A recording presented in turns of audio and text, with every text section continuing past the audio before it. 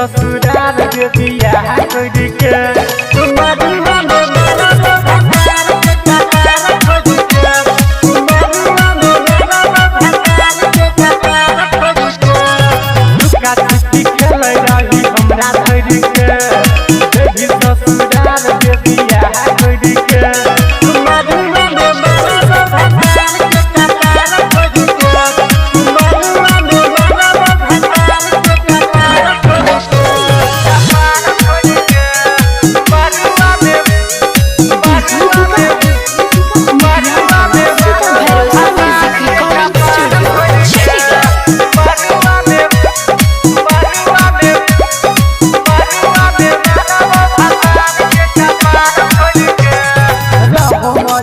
हमारा बसती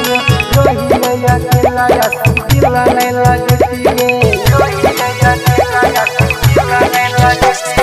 रहो मजबूरी छोड़ी हमारा बसती रोही अकेला या सुखिला नहीं लगती दुआरा पहाला करबो डीजे वाला प्यार करी के